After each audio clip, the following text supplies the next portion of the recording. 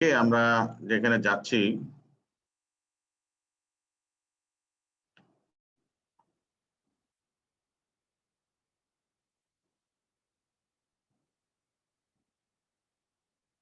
সেটা হলো যে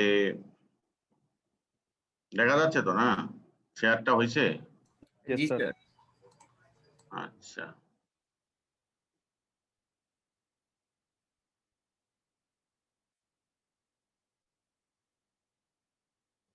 তো আমি শুরু করছি। আমরা এই আজকে থেকে যে পার্টটা শুরু করতে চাচ্ছি সেটা হলো মডার্ন মেশিনিং বলে তোমাদের একটা পার্ট আছে। সেখানে আমি অতি সংক্ষেপে আগে বলি যে এখানে কি কি আছে। সেখানে আমাদের যদি আলোচনা করতে হয় সেখানে আমাদের বড় একটা পার্ট হলো সিএনসি মেশিনিং। হ্যাঁ, সিএনসি মেশিনিং নিয়ে একটা বড় সিলেবাস আছে বেশ। এটা সবকিছু আছে, পার্ট প্রোগ্রামিং আছে, সিএনসি মেশিনের ডেসক্রিপশন, প্রোগ্রামিং গুলো কিভাবে করে এরকম কিছু ব্যাপার স্যাপার এখানে আছে। তারপরে আছে যে ট্রান্সফার লাইন, অর্থাৎ এই যে লেআউটের মধ্যে ট্রান্সফার লাইন গুলো কিভাবে ডিজাইন করতে হবে। তারপরে আছে গ্রুপ টেকনোলজি। হ্যাঁ, গ্রুপ টেকনোলজিটা হলো যে একটা ইন্ডাস্ট্রিতে দেখা গেছে মনে করো যে সিমিলার প্রোডাক্ট, মাল্টিপল প্রোডাক্ট হচ্ছে, তারপরে সেগুলাকে আবার আরেক জায়গায় অ্যাসেম্বলি করতেছে। তো সেই জিনিসগুলো এখানে আসতে হবে। হ্যাঁ, মানে গ্রুপ টেকনোলজি কিভাবে সিমিলার প্রোডাক্ট গুলাকে একই ম্যানুফ্যাকচারিং সেলে নিয়ে আসা যায়, সেটা আমরা গ্রুপ টেকনোলজি বলি। সেটা আমরা কিভাবে অটোমেশন টেকনোলজি অ্যাপ্লাই করে করতে পারি সেটা এখানে আছে। দেন ফাইনালি যেটা আসছে যে ফ্লেক্সিবল ম্যানুফ্যাকচারিং সিস্টেম, এফএমএস বলে। তো ফ্লেক্সিবল ম্যানুফ্যাকচারিং সিস্টেমের উদ্দেশ্য হলো যে আমি কিভাবে ডাইভার্সিফাইড কাস্টমারদের প্রত্যেকটা নিড, হ্যাঁ, অন মাই প্রোডাক্ট, আমি যে প্রোডাক্টটা বের করছি আমার কোম্পানি থেকে, সেটা কাস্টমার স্যাটিসফ্যাকশন অনুযায়ী তাদের এত ডাইভার্সিটি স্যাটিসফাই করে তুমি কিভাবে প্রোডাক্টের মধ্যে অনেক ফ্লেক্সিবিলিটি নিয়ে আসতে পারো, তোমার প্রোডাকশন লাইনে ফ্লেক্সিবিলিটি নিয়ে আসতে পারো, তোমার প্রোডাক্ট ভলিউমের মধ্যে ফ্লেক্সিবিলিটি নিয়ে আসতে পারো to satisfy the customer with minimum time, with minimum cost. এই সমস্ত বিষয়গুলো আমাদের সাথে জড়িত হবে। তো আজকে প্রথমে আমি শুরু করছি CNC machining and part programming. এই পার্টের কিছু লেকচার আমি আমার শ্রদ্ধেয় শিক্ষক প্রফেসর ডক্টর আব্দুল্লাহ হিল আজিম স্যারের থেকেও নিচ্ছি।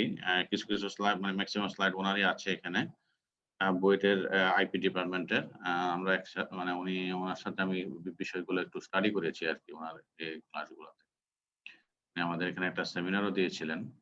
তো সেই রেসপেক্টে কিছু আলোচনা করব সিএনসি মেশিনিং পার্ট। তারপরে আমি ওই তোমাদের হয়তো অলরেডি দিয়েছি ইমেইলে, পাবলা বলে একজন রাইটার্স, ওনার সিএনসি মেশিনিং বইটা থেকে কিছু পড়াবো, ইন্টারেস্টিং জিনিস আছে, সেই জিনিসগুলো আমরা পরে যাব। তো প্রথমেই আমি শুরু করছি CNC machining and part programming.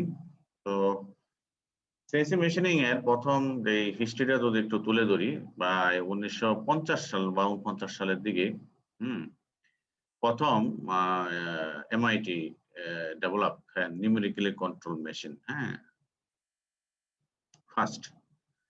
এখন তার পরবর্তীতে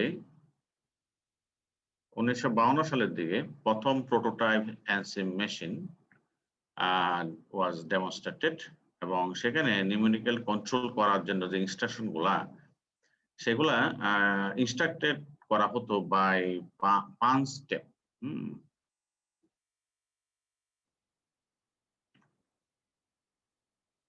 বাই পাঁচ স্টেপ ইনপুট। ঠিক আছে, তো পাঁচ স্টেপ ইনপুট হলো পাঁচ স্টেপ ট্যাব। তোমরা দেখছো ওই যে ম্যাগনেটিক ট্যাব, ওই যে আগে ইয়া ছিল না, ওই যে ক্যাসেট, গান বাজতো, এদিক থেকে ঘুরতো ওদিকে যেত, তাই না, মনে আছে? তো হ্যাঁ হ্যাঁ, এই ক্যাসেট প্লেয়ার, ওইখানে কিন্তু একটা ম্যাগনেটিক টেপ আছে আর কি। জাস্ট ওখানে কিছু ম্যাগনেটিক্যালি ইনকর্পোরেটেড কিছু ইনস্ট্রাকশন, সেটা আবার রিলে করলে বেজে যায়, ইনস্ট্রাকশন গুলো আমরা পেয়ে যাই। তো এখানে সেভাবে, অর্থাৎ এখানে কম্পিউটার ইউজ করা হতো না কিন্তু। হ্যাঁ, সরাসরি কোনো কম্পিউটার ইউজ করা হতো না, অর্থাৎ নিউমেরিক্যাল কন্ট্রোল ইনস্ট্রাকশন গুলা ট্যাপের মধ্যে থাকতো, সেখান থেকে রিডিং হতো মেশিন। তারপরে আসতেছে যে 1980 সালে প্রথম সিএনসি মেশিন, যেটাকে আমরা কম্পিউটার নিউমেরিক্যাল কন্ট্রোল মেশিন বলি, সেখানে ওই 5 স্টেপের বদলি সরাসরি নিউমেরিক্যাল ইনস্ট্রাকশন গুলা was stored in the computer memory, এবং কম্পিউটার মেমরি থেকে ইনস্ট্রাকশন গুলা was received by the CNC machine. So 1980 সালের দিকে সেটি ঘটনাটা ঘটলো। তারপরে এইখানে যেটা হলো সিএনসি মেশিনের ক্ষেত্রে যেটা হলো যে প্রত্যেকটা মেশিনের একটা নির্দিষ্ট কম্পিউটার থাকবে, মেশিন কন্ট্রোল ইউনিট যেটা এমসিইউ বলি, অর্থাৎ কম্পিউটারই থাকবে, সেটা নিজস্ব একটা করে থাকবে। তবে 1980 সালের পরে 1990 সালের দিকে ওই সিএনসি মেশিনের আরেকটু বড় বিবর্তন হয়েছে, অর্থাৎ বড় বড় ইন্ডাস্ট্রিতে যেটা হয় সেখানে অনেকগুলা মেশিন গুলাকে একটা একটা একটা একটা মেইন প্রোগ্রামার সেন্ট্রাল ইউনিট থেকে একটা এক্সটার্নাল কম্পিউটার দিয়ে অনেকগুলা মেশিনকে কন্ট্রোল করা হয়। তা সেটা আমরা ডিএনসি বা ডাইরেক্ট নিউমেরিক্যাল কন্ট্রোল বলা হয়। এটারও কয়েকটা টাইপ আছে, আমি পরে আসতেছি। তো এই হলো তোমার নিউমেরিক্যাল কন্ট্রোল মেশিনের হিস্ট্রি। এখন প্রশ্ন হতে পারে যে নিউমেরিক কন্ট্রোল জিনিসটা কি? হ্যাঁ, অর্থাৎ নিউমেরিক কন্ট্রোলে যেটা হয় সেখানে হলো আমি মেশিনকে যে স্পিড দিব, ডেপথ অফ কাট দিব, টুল দিব, তারপরে ফিড দিব, এগুলা আমরা ম্যানুয়াল কন্ট্রোলের মাধ্যমে আমরা টিপে এগুলা হিসাব করে দেই। কিন্তু সেই জিনিসটাই আমরা কিভাবে দিব? আমরা সাম প্রোগ্রামিং কোড ইউজ করব, যেখানে থাকবে লেটার্স, কিছু নাম্বার থাকবে, কিছু স্পেশাল ক্যারেক্টার থাকতে পারে, যেগুলা আমরা নিউমেরিক্যাল কন্ট্রোল প্রোগ্রাম হিসাবে আইডেন্টিফাই করব, এবং নিউমেরিক কন্ট্রোলের মধ্যে এই জিনিসগুলো থাকবে, এই অক্ষর লেটার থাকবে, নাম্বার থাকবে, স্পেশাল কিছু ক্যারেক্টার থাকবে। নিউমেরিক কন্ট্রোলের কিছু অতি সংক্ষেপে যদি এগুলো আমি আরো ডিটেইলস পরে পড়াবো, যে বলি যে এটা ম্যানুয়াল মেথডের চেয়ে এটা কেন উন্নত। এটা মেইন হলো যে বেটার কন্ট্রোল অফ মেশিন মোশনটা খুব প্রপারলি কন্ট্রোল করা যায়। দেন আরেকটি ইম্পর্টেন্ট হলো যে কোয়ালিটি এবং রিপিটেবিলিটি, এটা খুব ইজিলি নিউমেরিক্যাল কন্ট্রোল মেশিনে এনশিওর করা যায়। ফাইনালি যে better production planning to increase the productivity. তো এইটা হলো আরেকটা ইম্পর্টেন্ট ইস্যু, যে আমি প্রোডাকশন প্ল্যানিংটা আমি গুছাই ফেলতে পারি, যেহেতু মেশিনের পারফরমেন্স গুলো আমার জানা থাকে, আমি সেগুলা টোটাল প্রোডাকশন সিস্টেমের মধ্যে প্ল্যানিং করে ফেলতে পারি with the use of computer numerical control. এখানে যদি ছবিটা দেখো, এটা হলো অনেক আগের নিউমেরিক্যাল কন্ট্রোল মেশিন। সেটা হলো দেখো যে বিভিন্ন প্রোগ্রামিং এক্সটেনশন, ডাইমেনশন, এগুলা মনে করো written CNC program for part program, এগুলো যা লেখা হয় সেটা টেপে পাঞ্চ করা হতো আগে, ঠিক আছে? টেপে পাঞ্চ করে সেই টেপ পাঞ্চটা দিয়ে সেই পাঞ্চটা রিড করা হতো, ওই যে টেপ রিডার, সেই রিডার থেকে রিডার এন্ড কন্ট্রোলার থেকে ইনস্ট্রাকশনটা যেত সিএনসি মেশিনে। এটা হলো একদম প্রথম দিকের নিউমেরিক্যাল কন্ট্রোল মেশিন। তারপরে পরবর্তীতে যেটা আসলো, সেম জিনিস খেয়াল করো, যে পার্ট প্রোগ্রামিং, নিউমেরিক্যাল কন্ট্রোল সব প্রোগ্রামগুলো লেখা হয়েছে কোথায়? একটা এমসিইউ তে, মেশিন কন্ট্রোল ইউনিট, যেটা একটা ছোটখাটো কম্পিউটার। তো এই কম্পিউটার থেকে ইনস্ট্রাকশন গুলা send to the NC machine, এবং সেখানে সবকিছু আবার এখানে দেখতেও পারবা, ডিসপ্লে থাকতে পারে, যে অপশনাল যে ডিসপ্লে থাকতে পারে, যে মেশিনটা কিভাবে মোশন গুলা হচ্ছে, you can display here. So this is the latter model, যেটা আগের প্রাথমিক এনসি মেশিন ছিল, তার পরবর্তী জিনিসটা হলো এইভাবে কনভার্ট করা হয়েছে। এখন এই এনসি এবং সিএনসির মধ্যে নিউমেরিক্যাল কন্ট্রোলে যেটা ছিল, যে ইনস্ট্রাকশন ছিল হার্ডওয়্যার, অর্থাৎ ট্যাব ছিল, সেই ট্যাবের মধ্যে ইনফরমেশন গুলো ছিল, ট্যাব রিডার ছিল, এইভাবে আমরা ইনফরমেশন গুলো পেতাম। সিএনসিতে আইসা সফটওয়্যার হয়ে গেছে, অর্থাৎ এখানে প্রোগ্রাম গুলো সরাসরি কম্পিউটার মেমোরিতে থাকবে, এবং during the manufacturing the machine will get information and instruction from the computer. So this is the basic difference between previous NC and CNC. আচ্ছা, এবার যদি আমরা অনেকেই মানে কম্পিউটার নিউমেরিক্যাল কন্ট্রোল সিএনসি এবং ডিএনসির মধ্যে গুলিয়ে ফেলি, মানে গুলিয়ে ফেলি মানে কি, আমরা মনে করি সবই এক না, একটু মানে প্রসেসগত সিস্টেমগত পার্থক্য আছে।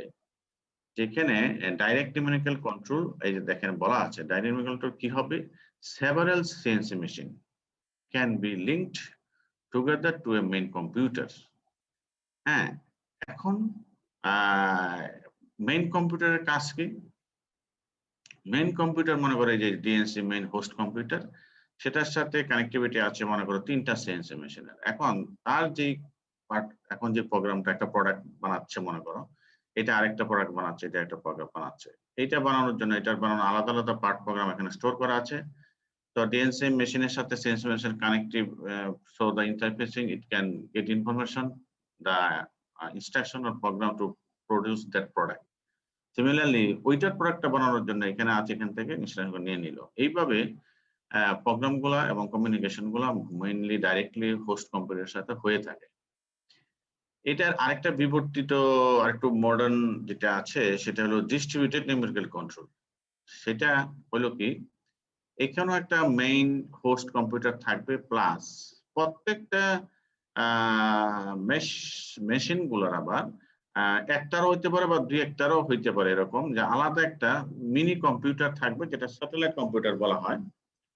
তো এই স্যাটেলাইট কম্পিউটার, এখানে দেখো এখানে আবার দুই একটা মেশিনের সাথে একটা স্যাটেলাইট কম্পিউটার আছে। তো এইখানে যেটা করা হয়, এখানে একটা সুবিধা হলো যে স্যাটেলাইট কম্পিউটারটা করে কি, এইটার দুইটার কাজের জন্য যতটুকু পার্ট প্রোগ্রামিং দরকার সেইটা শুধু এখানে নিয়ে আসে কমিউনিকেশন করে। তারপরে কিন্তু এর কাজ শেষ। এরপরে এই দুইটা মেশিনে কন্ট্রোল করবে এটাই, এটার ইনস্ট্রাকশন অনুযায়ী শেষ হবে, তার সাথে তার কোনো আর ইনস্ট্রাকশন নাই। তা এই হলো তোমার এই এই ডিস্ট্রিবিউটেড নিউমেরিক কন্ট্রোল এবং ডাইরেক্ট নিউমেরিক কন্ট্রোল মধ্যে মূল পার্থক্য। এটার অ্যাডভান্টেজ হলো যে এইখানে যেটা হয়, এখানে অলওয়েজ একটা কমিউনিকেশন কিউ বা ল্যাগিং থাকতে পারে। এটাতে যেটা হয় যে ফাস্টার কমিউনিকেশন হয়, এবং যেহেতু প্রত্যেকটা নিজস্ব কন্ট্রোলার হলো নিজস্ব, তার নিজস্ব কম্পিউটার আছে টু কন্ট্রোল হিম। তো এখানে আর এটা ফাস্টার কমিউনিকেশন, ফাস্টার প্রোডাকশনের, you can high diversity, high productivity যে মডেল গুলো আছে সেখানে এরকম স্যাটেলাইট কম্পিউটার দিয়ে you can connect to the DNC host computer. এইভাবে আমাদের ডিস্ট্রিবিউটেড নিউমেরিক্যাল কন্ট্রোল এবং ডাইরেক্ট নিউমেরিক্যাল কন্ট্রোল, এই দুটার মধ্যে এই পার্থক্যটা আমি বললাম। এরপরে এটা আমরা জানি আসলে অলরেডি যে তাহলে আমাদের এই কম্পিউটার নিউমেরিক্যাল কন্ট্রোলের কি কি সুবিধা থাকতে পারে আছে। প্রথম হলো যে নিউমেরিক্যাল কন্ট্রোল মেশিন কিন্তু প্রোগ্রাম করা খুব সহজ, কারণ এখানে কিছু প্রোগ্রাম করেই দেওয়া আছে, শুধু তোমাকে এটা কানেক্টিভিটি করা লাগে। ইভেন বর্তমানে কম্পিউটার আলাদা কোনো প্রোগ্রামিং অনেক সময় লাগেই না, যে এখানে তুমি ক্যাড ডিজাইনটা করবা, ডিজাইনটা সিএনসি মেশিনে দিয়ে দিবা, সেখানে একটা তার নিজস্ব সফটওয়্যার আছে যেখানে ডিজাইনটা থেকে সে কি কি মেশিনিং অপারেশন গুলো হবে সেটার অপারেশন গুলার তার কিছু ইনহেরেন্ট কোডিং করা আছে, সেগুলো নিয়ে নিবে, নিয়ে তারপরে তোমার একটু কাজ হবে যেটাকে ড্রাই রান, মানে রিয়েল রানিং করবো না, ড্রাই রান করে মেশিনটা দেখবা ঠিক আছে কিনা, প্রোডাক্টটা হচ্ছে কিনা সেটা ভিজুয়ালাইজ করা যায়।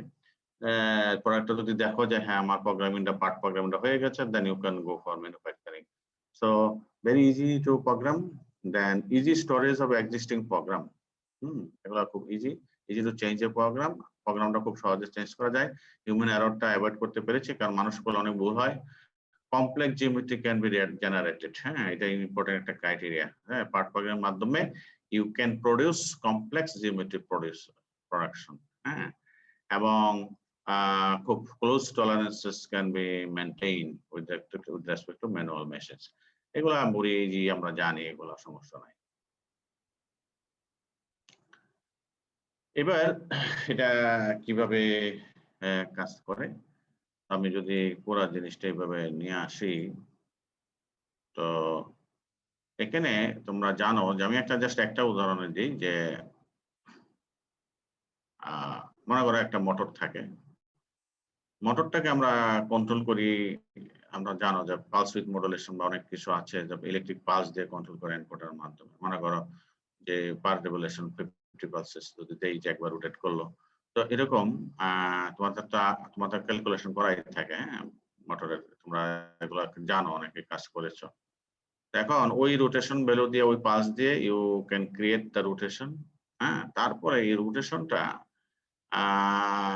রোটেশনটা আসলে directly connected to the lead screw. এখন লিড স্ক্রু যখন ঘুরবে তখন মনে করো টেবিলটা লিনিয়ারলি মোশন করবে, হ্যাঁ? এরকম জাস্ট একটা উদাহরণ দিলাম আরকি, যে এখানে কন্ট্রোলটা করাই হবে ইলেকট্রিক পালস, মানে পালস দিয়ে, পালস কন্ট্রোল। তো সো এখানে এই মোটরটার রোটেশনটা কতদূর রোটেট করবে সেটা পালস উইল ডিফাইন। প্রত্যেকটা পালসের এগেইনস্টে কত ডিগ্রি রোটেশন করবে সেটা তোমরা অনেকেই যারা রোবট নিয়ে কাজ করেছো অলরেডি করো। এখন এখানে কিছু হিসাব আছে যে আমি আসলে কতদূর মোশন ক্রিয়েট করার জন্য লিড স্ক্রুটা কতদূর করবো, এবং লিড স্ক্রুর ডিজাইনটা ইম্পর্টেন্ট, তার পিচিংটা কত, পিচ একবার রোটেট করলে সে কতদূর যায়, এই সমস্ত হিসাব নিকাশগুলো এখানে আছে। এখানে আছে pitch of the lead screw, the horizontal distance between successive thread, দুইটা থ্রেডের মধ্যে একবার ঘুরলে আর কি টোটাল কতটুকু যাবে লিনিয়ারলি, সেই হিসাবটা আছে। এখন মনে করো যে তুমি একটা ইনপুট দিলে মোটর লিড স্ক্রু রোটেশন হইলো, হওয়ার পরে টেবিলটা মুভ করলো। এবার টেবিল মুভমেন্টটা সিএনসি মেশিনে যেটা হয়, টেবিল মুভমেন্টটা মেজার করা হয় বাই সাম সেন্সর হয়ে গেলে এই মেজারমেন্টটা আবার ফিডব্যাক করলো, ফিডব্যাক হওয়ার পরে বললো যে হইছে নাকি হয় নাই, এরর আছে নাকি নাই, ডিজায়ার্ড লোকেশনে গেছে না যায় নাই, এটা এখানে আবার ইনপুট কন্ট্রোল মধ্যে আবার ফিডব্যাক দেওয়া, সেই অনুযায়ী মোটরটাকে কন্ট্রোল করা হয়। So this is the close loop control system to control the motion of the all movement. হ্যাঁ, এটা একটা জেনারেল একটা উদাহরণ দিলাম আর কি কিভাবে ঘটে আর কি। তো সিএনসি মেশিনের এই জিনিসগুলো এখানে সেন্সর ইউজ করা হয় এবং ফিডব্যাক কন্ট্রোল সিস্টেম করে এখানে এররটা মিনিমাইজ করা হয় আর কি। তো সো ইন দিস ওয়ে তুমি একটা উদাহরণ দিলাম এটা কিভাবে করতে হয়, ঠিক আছে? তো সো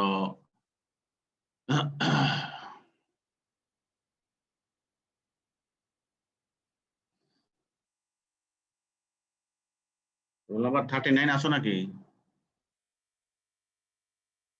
Yes, sir. এইমাত্র বললাম পিচটা জানি কি লিড স্ক্রু এর, বলো pitch lead screw, Yes, sir. বলো এটার পিচটা কি বলো। স্যার খেয়াল করি নাই স্যার, মিস হয়ে গেছে স্যার, খেয়াল করি নাই আর কি। আচ্ছা আচ্ছা, বলো এখান থেকে দেখে আমাকে আগে একবার পড়ো। The pitch of the lead screw বলতে কি বোঝায়? Horizontal distance between successive thread. Lead Yes, screw sir. থাকে, Horizontal leads between the successive threads. হ্যাঁ, এটার অর্থ হলো যে লিড স্ক্রুটা একবার ঘুরলে এটা হরিজন্টালি টেবিলটা কতদূর যাবে, টেবিলটা তো এটার উপরে ভিতরে থ্রেডিং করে বসে দেওয়া থাকে, ঠিক আছে? জি স্যার। একবার ঘুরলে 360 ডিগ্রি ঘুরলে টেবিলটা কতদূর মুভ করবে সেই হিসাবটা, ঠিক আছে? মানে টেবিলটার সাথে এটা লিড স্ক্রুটা বসা থাকে, এটাই লিনিয়ারলি যতদূর মুভ করবে, ঠিক আছে? জি স্যার। আচ্ছা, সিএনসি মেশিনের ক্ষেত্রে অনেক সময় কিছু শব্দ শুনবা যে 5 এক্সিস, 3 এক্সিস, 4 এক্সিস, আড়াই এক্সিস, 3.5 এক্সিস, নানান শব্দ শোনা যায়। অনেকে একটু আশ্চর্য হয়েছে হয়তো হাফ এক্সিস কিভাবে হয়, এগুলো আমরা পরে আসবো। মানে 3 এক্সিস, 4 এক্সিস, 5 এক্সিস, 6 এক্সিস এই শব্দগুলো আসে। এখন এক্সিস বলতে যেটা বোঝাচ্ছে এখানে যে বিভিন্ন রোটেশনাল এক্সিস, বিভিন্ন মোশন পাওয়ার জন্য তোমরা ভাইবো না যে খালি ওই যে 3D স্পেসের মধ্যে এক্স অক্ষ, ওয়াই অক্ষ, জেড অক্ষ, 3 অক্ষ বরাবর ঘুরাইলে সুন্দর সুন্দর প্রোডাক্ট তৈরি হয়ে যাবে। এখানে বিভিন্ন অ্যাঙ্গেলে প্রোডাক্টটাকে ঘুরাইতো বিভিন্ন অ্যাক্সিসকে কেন্দ্র করে করে। হ্যাঁ, এটা এই জন্য নর্মালি যদি আমি দেখি আর কি যে অ্যাক্সিস গুলা যখন ধরবো আমরা তখন অ্যাক্সিস গুলোর মধ্যে পজিটিভ এবং নেগেটিভ সাইড থাকে, সেটা তোমরা জানো অলরেডি। আমাদের ডাইনারটাকে যদি এইভাবে ধরি তাহলে এইভাবে ধরি তাহলে আমাদের আঙ্গুলের যে পজিশনটা, ডিরেকশন গুলা, হ্যাঁ দেখো বৃদ্ধাঙ্গুলের ডিরেকশন হলো পজিটিভ, এক্স অ্যাক্সিস, তার উল্টো দিকে নেগেটিভ। এইটার পয়েন্টার যেদিকে যাচ্ছে সেটা হলো পজিটিভ, তার এখান থেকে উল্টো দিকে নেগেটিভ। সিমিলারলি এটা পজিটিভ, এটা নেগেটিভ। সিমিলারলি রোটেশনও তোমার দেখবা যে ডান দিকে ঘুরাইলে নাট ভিতরে যায়, টাইট হয়, আবার উল্টা দিকে ঘুরলে খুলে ফেলে, তাই না?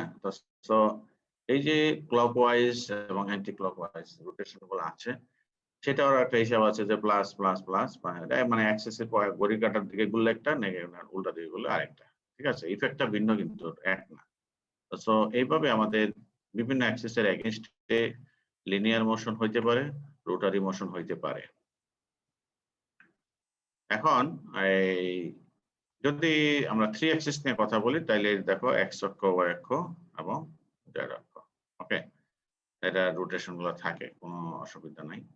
এই সেম ব্যাপারটা যদি আমি মেশিনের ক্ষেত্রে চলে যাই, দেখবা যে সিএনসি মেশিনের ক্ষেত্রে ডিফাইন করা থাকে যে X axis, Y axis, Z axis, এদিকে প্লাস, এদিকে মাইনাস, এদিকে প্লাস, এদিকে মাইনাস। হ্যাঁ, যেমন তোমাকে মনে করো একটা ড্রিলিং করবা, ড্রিলিং করার সময় তোমাকে একটা বেস ভ্যালু বা হোম ভ্যালু দিয়ে দিতে হয়, তারপরে সেখান থেকে উপরের দিকে গেলে প্লাস ভ্যালু দিতে হবে। তুমি ভুলে যদি মাইনাস ভ্যালু দিয়ে দাও তাহলে এটা নিচে নেমে যাবে। সো রোটেশন গুলো সেইভাবেই কিন্তু তোমাকে নিয়ে আসতে হবে। সো এই জিনিসগুলো একটু বাস ভালো করে একটা মেশিনের মানে কিভাবে সেট করা আছে তার অ্যাক্সিস গুলো না বুঝলে তুমি কমান্ড দিলে উল্টাপাল্টা ডিরেকশনে চলে যাবে। সো তোমাকে আগে অ্যাক্সিস এর স্ট্রাকচারটা কিরকম, অ্যাক্সিস এর লোকেশন গুলো কিভাবে এনশিওর করা আছে মেশিনের ক্ষেত্রে, এটা তোমাকে আগে করে নিতে হবে। ঠিক আছে, তাহলে আমি আসতেছি একটু পরে। অর্থাৎ টুলের হোম ডেস্টিনেশন কত, জবের হোম ডেস্টিনেশন কত, হোম পজিশনটা কিভাবে ডিফাইন করতে হবে, এই জিনিসগুলো। হোম পজিশন মানে স্টার্টিং পজিশন আর কি, হ্যাঁ, মানে কোথায়, মানে প্রথমে কি অবস্থায় আছে সেটার কি অবস্থা, অ্যাক্সিস ভ্যালু গুলা কত, আর টুলটা কোথায় আছে এখন, সেটা এখন কি পজিশনে আছে, এগুলো ডিফাইন করতে হবে। এগুলো কিন্তু তোমার আর দেখে দেখে তো কিছু করবে না, সব তো কম ভ্যালু দিয়ে দিয়ে করবা। তো ভ্যালু গুলো আগেই পজিশন গুলা ডিফাইন করতে হবে। সো এইভাবে আমাদের অ্যাক্সেস গুলার ভ্যালু গুলা যদি দেখি, তো যেমন যদি বলি যে 3 অ্যাক্সিস মেশিন, হ্যাঁ, 3 অ্যাক্সিস মেশিন অর্থ হলো যে এই মেশিনটা সাইমালটেনিয়াসলি 3টা অ্যাক্সিস বরাবর মুভ করতে পারে। ভালো করে বুঝো, 3 অ্যাক্সিস 3D স্পেস তো থাকবেই সবারই যখন মেশিন কাজ করে। 3D স্পেস থাকলে যদি 3 অ্যাক্সিস বরাবর তার মোশন গুলো না হয়, শুধু এক অ্যাক্সিস, তাহলে 1 অ্যাক্সিস কিন্তু মানে, অর্থাৎ এখানে দুইটা শব্দ খুব একটা শব্দ খুব ইম্পর্টেন্ট, যে তুমি কয়টা অ্যাক্সিস বরাবর ওই মেশিনের সাইমালটেনিয়াসলি মোশন পেতে পারো, সেইটার উপর ভিত্তি করে মেশিনের অ্যাক্সিস ডিফাইন করা হয়। সাইমালটেনিয়াসলি মনে করো সাইমালটেনিয়াসলি 5টা ডিরেকশন বরাবর রোটেট করতে পারে, 5টা লাইন বরাবর, এছাড়াও আরেকটা অ্যাক্সিস, এছাড়াও আরেকটা অ্যাক্সিস, এরকম যদি 5টার সাথে সে সাইমালটেনিয়াসলি মুভ করে তখন আমরা বলবো 5 অ্যাক্সিস মেশিন। যদি 3টা অ্যাক্সিসের সাথে করে তাহলে 3 অ্যাক্সিস মুভিং। ঠিক আছে, তো এই মুভিং গুলা যদি একটু ক্লাসিফাই করি, দুইটা মুভিং, এটা সব যত মুভিং করো না কেন তার সাথে সম্পর্ক হলো either spindle moving or machine tool moving. এই দুইটা মুভিং করলে তো কাটিং মানে জবের সাথে কন্টাক্ট হবে, কাটিং হবে, এটসেট্রা। তো সো এই মোশন মেকানিজমটা দুই ধরনের, একটাকে আমরা বলি স্পিন্ডল মুভিং মেকানিজম। হ্যাঁ, হাফ অ্যাক্সিস আর অ্যাক্সিস কিভাবে হবে স্যার? এটা আছে যে মনে করো যে এক্স বরাবর অর্ধেক মোশন গুলো আছে, মনে করো পজিটিভ সাইডে, নেগেটিভ সাইডে নাই, এই সময় বিষয়গুলো আছে। এগুলো একটু আমি নেক্সট ক্লাসে এগুলো একটু তোমাকে ডিটেইলস শো করবো, চেষ্টা করবো এক্সেস গুলা। মানে তার ফ্লেক্সিবিলিটি পুরো নাই আর কি, অ্যাক্সেস বরাবর কোন একটা অ্যাক্সেস বরাবর তার ইয়া নাই, মানে সাইমালটেনিয়াসলি সে পুরোটা পারে না, এরকম ব্যাপার স্যাপার আছে। হ্যাঁ, এগুলা অবশ্য বর্তমানে এই যেটা হাফ যেটা বলছি সেটা এখন আর স্ট্যান্ডার্ডলি ইউজ করা হয় না, এখন আমরা ওগুলো অন্যভাবে বলা হয় আর কি। কোন একটা জায়গায় দেখেছিলাম আর কি যে এই কনসেপ্টটা আছে, এখন আমরা দেখতে যাচ্ছি না, মানে স্টাডিতে, ইদানিং স্টাডিতে দেখতেছি না। আগে দেখেছিলাম আমি যে ওরকম আর অ্যাক্সিস, হ্যাঁ, যে মনে করো দুইটা অ্যাক্সিসে তার পুরো আছে, আরেকটা অ্যাক্সিস তার ওরকম মানে ফ্রিনেস নাই। হ্যাঁ, মনে করো পজিটিভ সাইডে আছে, নেগেটিভ সাইডে নাই, এরকম আর কি। আমি যত মনে করেন, তারপর আমি একটু এনশিওর করে তোমাদেরকে জানাবো নেক্সট ক্লাসে যে হাফ অ্যাক্সিসের ব্যাপারটা আমি এই মুহূর্তে আমি বলতেছি না। হ্যাঁ, আছে, এটা আমি জানি। এখন তারপর এটা এখনো ইউজ হচ্ছে কিনা কনসেপ্টটা, সেটা আমার এখন জানা নেই। ঠিক আছে,